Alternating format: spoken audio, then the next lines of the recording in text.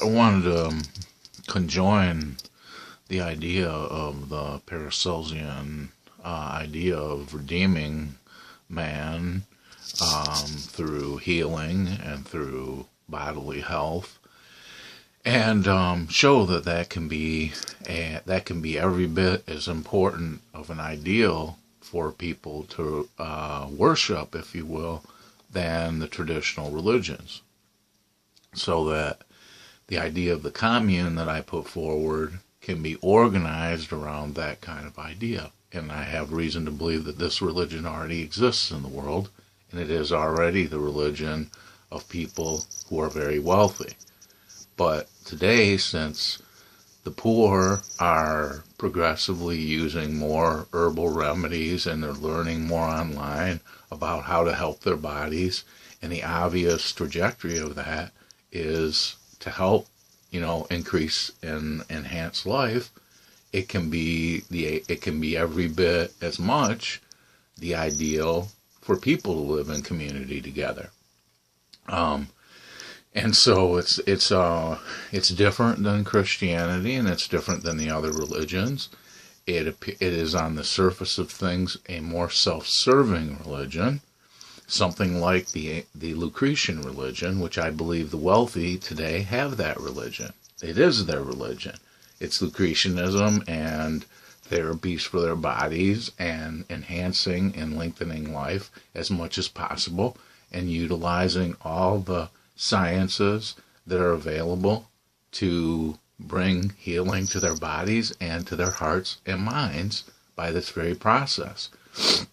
So when I suggest in my post the idea of a commune, and organizing the commune around a basic idea that everybody can believe in, and they don't have to have the kind of faith without confirmation of the traditional religions. It's this very idea that I'm suggesting.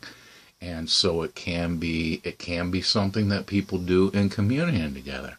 I speak to my friends about remedies that I hear of, and I try to talk to them about diseases if they bring up there's things that they're suffering, their bodies. And so I think that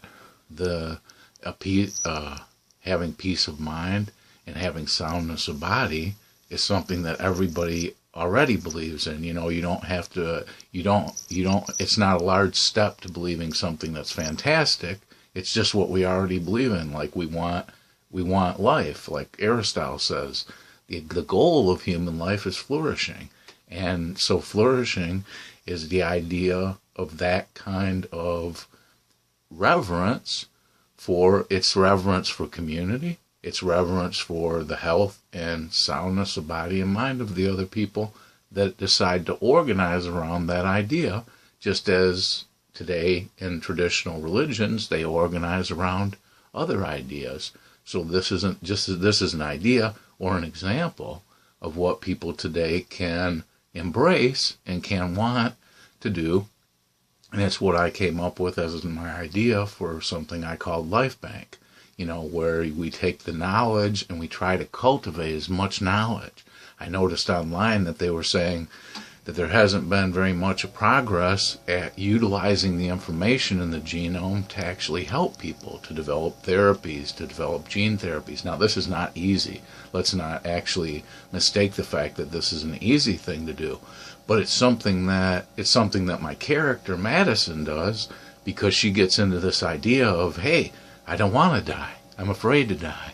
And so that's what the motive is of Madison working towards this kind of goal. And then she happens to found this community with a debutante who's into art and is into art and in that way science, but science in a different way. Like she looks out into the heavens and, kind of worships the heavens, whereas Madison looks out in the heavens and says, how do they work?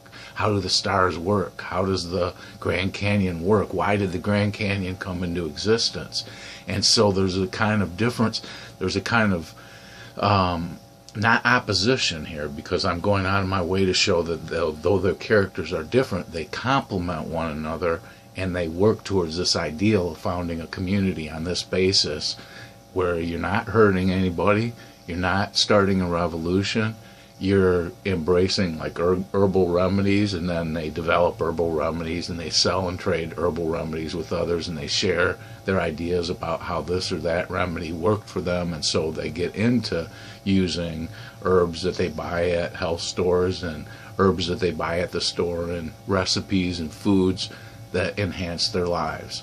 And so that's the idea behind the novel. Even though the novel has other scary things in it, it's not meant to be supernatural. It's meant to be based on this idea of a natural philosophy that the people in the novel are actually trying to recover. And they're using this method of Plato's of remembering because they believe that some other civilization in the past already had that idea.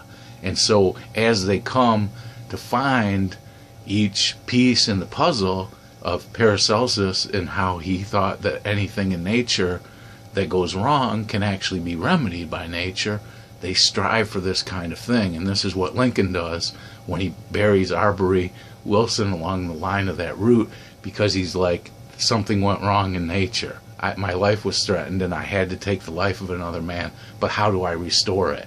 And so it's really kind of it's a novel and a fictional presentation of what would be the idea of people working together like that. And that's where the commune idea came into being, because you're working with other people to realize that idea of knowing more about your body, knowing more about your mind, knowing more about exercise and health, and you are working together with others cooperatively to do it without hurting anybody, and with the emphasis on that you all have come to life with imperfections. And so you're trying to make yourself relatively more perfect, both morally and socially, without it having the political dimension of revolution like Marx's commune did back in the 1800s, which actually led to revolution. See, so you're avoiding that because you need all the things that today have been, like the spice trade from England, from the East. All the spices are necessary. All the vitamins are necessary that are sold. All the fruits and vegetables that are sold at a store, those are necessary. So you're taking what is offered today by those who produce it, and you're building a community together for health and for thriving, as Aristotle calls it, flourishing, but thriving. Thriving with others, and therefore overcoming the fears of death, the debates over what God is or who God is. You transcend that entirely, and then you have peace of mind. Then you're not at war with the government. You're not at war with religion. You're not at war with yourself, because you're in harmony with others. And so that's the idea.